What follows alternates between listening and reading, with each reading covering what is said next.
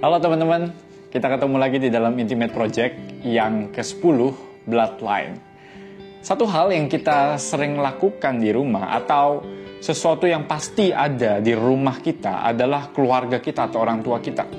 Dan salah satu hal yang juga pasti tidak mudah ketika teman-teman kau dan saya kita ada di rumah belakangan ini adalah kita lebih banyak waktu sekarang bersama dengan orang tua kita.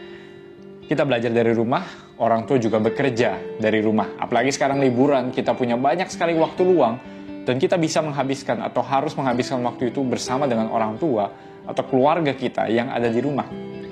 Tetapi tidak jarang, karena kita makin sering ada di rumah bersama dengan orang tua, tidak jarang itu menimbulkan masalah yang baru buat kita, buat kehidupan kita.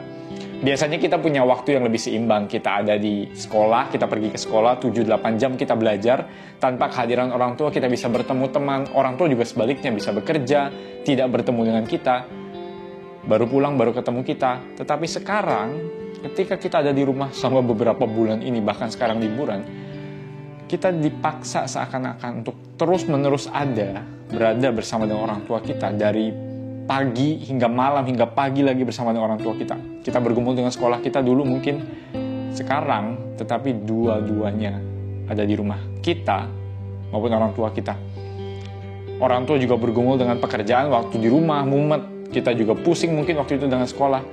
Kita sekarang mau main, mau ngapain pun mungkin nggak tenang. Diomelin orang tua, diocehin orang tua, kita berantem, dan diocehin yang itu-itu terus. Dan banyak hal lain yang kita hadapi dengan orang tua kita di rumah. Saya mengerti itu dan itu sangat-sangat wajar kita alami dalam hidup kita. Tetapi seringkali orang tua atau keluarga di masa-masa remaja ini, ketika kita sudah SMP dan SMA, dibanding dulu, keluarga sekarang menjadi rasanya lebih jauh daripada hidup kita. Kita bisa lebih mandiri, kita bisa lebih enak, kita bisa melakukan apapun yang kita inginkan dengan mandiri sendiri. Dan kita seakan-akan tidak lagi terlalu butuh orang tua untuk menolong kita melakukan apapun. Padahal, salah satu kunci kita mengenal diri, mengenal kerohanian kita, adalah ketika kita mengenal diri kita di dalam keluarga bersama dengan orang tua kita. Cara kita melihat orang adalah cara di mana kita bisa melihat keluarganya dan dirinya, termasuk diri kita. Sehingga kunci utama bagi kita untuk mengenal diri sebetulnya adalah ketika kita merenungkan hidup kita dengan orang tua kita dan keluarga kita. Tapi pertanyaannya adalah apa maunya Tuhan dalam keluarga kita dan lewat keluarga kita. Dan saya memberikan setidaknya ada 3 tips survival kit buat teman-teman ketika engkau dan saya kita ada di rumah bersama dengan orang tua. Yang pertama, teman-teman, kita harus ngaca. Kita harus ngaca. Artinya apa? Artinya keluarga adalah tempat kita ngaca atau bercermin tentang Allah dan diri pertama kali di dalam hidup kita.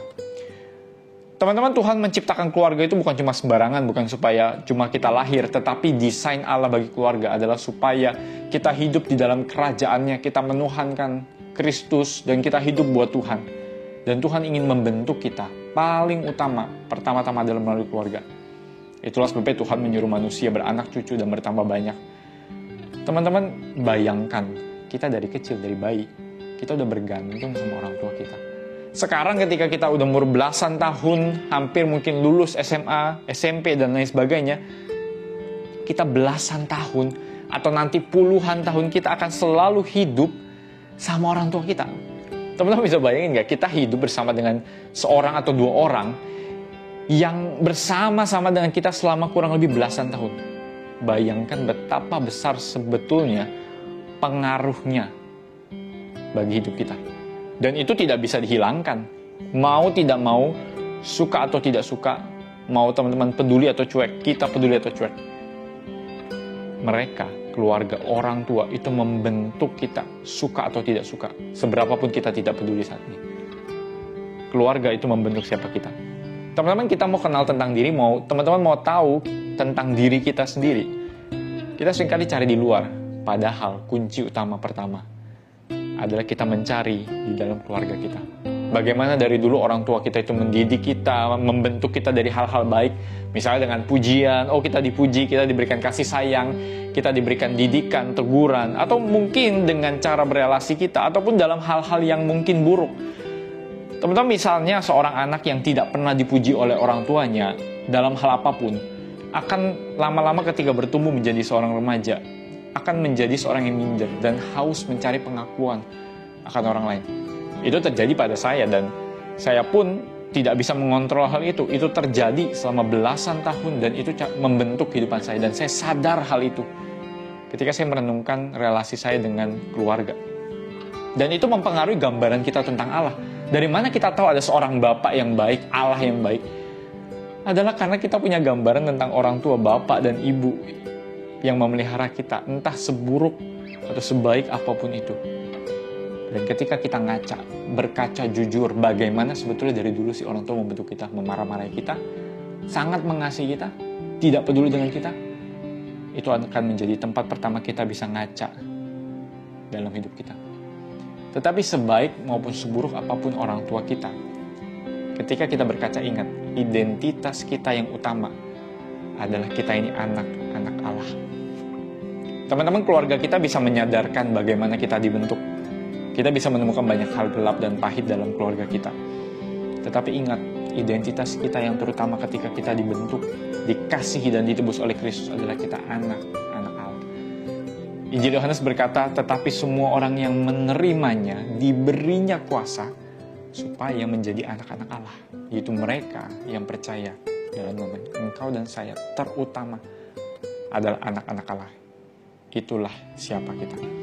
Dan tips yang kedua, ketika kita selesai mengaca, ketika kita sudah bisa ngaca tentang orang tua kita dan bagaimana itu membentuk siapa kita sekarang, yang emosi mungkin, yang cuek, yang peduli, yang penuh kasih sayang dan lain sebagainya. Yang kedua adalah kita belajar untuk memulai dari diri. Teman-teman, kita harus sadar satu hal apa? Kita tidak bisa mengubah orang. Siapa kita? Kita nggak mampu mengubah orang. Mau kita ngomongin segimanapun, orang bisa jadi tidak akan pernah berubah. Tapi satu hal yang bisa kita ubah adalah diri kita. Karena yang kedua adalah mulailah dari diri kita. Apakah orang tua kita dengan segala kegagalannya mungkin bisa jadi tidak berubah? Oh, sangat bisa. Bisa jadi. Tapi satu hal yang kita tahu adalah karena hidup kita ada di dalam Kristus dan kita milik Kristus, kita selalu punya pilihan untuk berubah dan hidup kita diubahkan. Teman-teman, orang tua kita pun bergumul untuk membesarkan kita dengan segala macam kekurangan mereka. Kita dan orang tua kita sama-sama berdosa. Tapi seringkali kita lebih memilih menunggu dari orang, tapi kita tidak mau memulai dari diri sendiri. Sekarang ketika kita di rumah, pasti kita akan sangat-sangat sulit berelasi karena kita cuek, kita punya dunia sendiri, terlalu mager, kita kerjanya main terus, dan lain sebagainya. Teman-teman, bayangkan ini juga tantangan bagi orang tua kita yang harus bekerja di rumah, tapi mungkin kita tidak peduli dengan mereka. Kita mungkin melakukan banyak hal yang bisa jadi harusnya bisa kita ubah. Yang bisa jadi ada hal yang harus berubah atau didobrak dari kebiasaan kita dengan orang tua kita. Apakah ada hal-hal itu yang bisa kita ubah dan kita mulai dari diri? Apa yang harus kita dobrak dari kebiasaan kita? Dan yang ketiga terakhir, kita belajar untuk melepaskan kasih. Teman-teman tahu nggak? Kasih itu sangat besar kuasanya. Teman-teman, kita ibarat orang yang mungkin punya tabung kasih yang sekarang kosong. Kita merasa kita tidak dapat kasih, kita tidak punya kasih. Sekarang pertanyaan, gimana saya mengasihi orang tua kita? Gimana saya mengasihi orang sekitar kita? Toh saya nggak merasa dikasih dari kecil. Teman-teman, sumber kasih ketika tabung kasih kita kosong adalah dari Tuhan. Kenapa? Karena Alkitab berkata Allah adalah kasih. Saya tidak akan banyak memberikan tips moral ke teman-teman apa yang harus dilakukan supaya jadi, apakah kita harus jadi anak yang baik, rajin membantu orang tua di rumah. Tetapi yang paling penting adalah kita jadi orang yang pertama-tama melepaskan kasih, memberikan kasih, hidup digerakkan oleh kasih Tuhan. Itu yang paling penting. Teman-teman, ingat bagaimana Tuhan mengasihi kita. Ketika kita sudah ngaca diri kita bobrok, orang tua kita pun juga. Lalu kita memulai dari diri, kita berusaha. Teman-teman, kita harus berusaha mulai dari kasih. Ingat bagaimana Tuhan mengasihi kita. Dia melepaskan pengampunan. Bahkan bagi orang-orang yang menyalibkan dia dan tidak layak dia kasih. Ketika Yesus mati di kayu salib, ketika dia tahu kita sama sekali tidak layak dan kita kerjanya menghina, menyakiti hati dia, dia melepaskan pengampunan. Dia memberikan kasih. orang tua kita dan juga kita sama-sama butuh kasih Tuhan. Hidup kita bisa jadi berbeda sekarang di rumah adalah karena kasih Allah hadir dalam hidup kita. Teman-teman, saya ngomong gini bukan ingin berkata bahwa ini hal yang mudah. Pasti tidak pernah mudah buat teman-teman. Saya pun merasakannya. Tapi juga pasti tidak sulit ketika kita tahu bahwa ada Tuhan yang sudah mengasihi kita. Teman-teman, kita mungkin merasa orang tua kita sulit berubah. Kita tidak pernah ngobrol soal hal rohani sama orang tua kita. Kita taunya ke gereja aja. Tapi sadarkah kita bahwa kita adalah orang-orang yang Tuhan sudah tebus?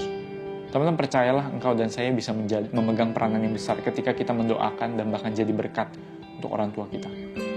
Teman-teman, ini gak gampang dan mungkin jadi pergumulan seumur hidup bahkan sampai saat ini. Tapi pertanyaannya adalah sampai kapan kita mau lari?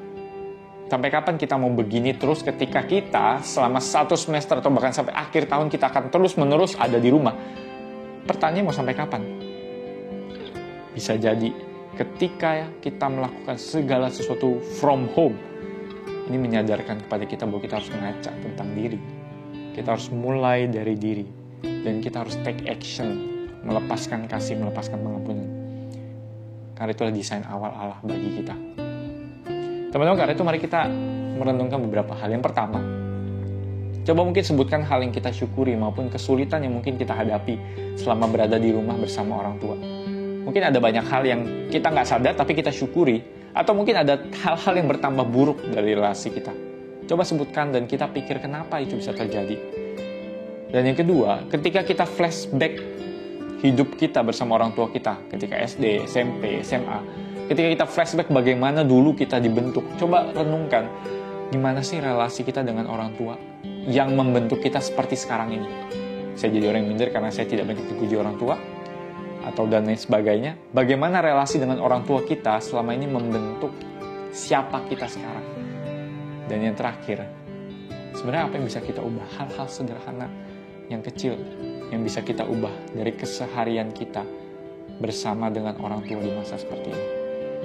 Teman-teman, saya terus berdoa buat teman-teman di masa yang tidak mudah. Saya pun berjalan bersama dengan orang tua, dari teman-teman menyemangati, sama-sama bergumul, sama-sama berjuang. Dan kiranya Tuhan memberkati kita di masa-masa seperti ini. Kita bisa membuat keluarga kita jadi tempat di mana Tuhan hadir dan menyatakan kasih Tuhan. Jangan lupa untuk saat teduh dari Bible Plan masing-masing ataupun yang disediakan di deskripsi video di bawah. Dan sampai jumpa minggu depan. God bless you all.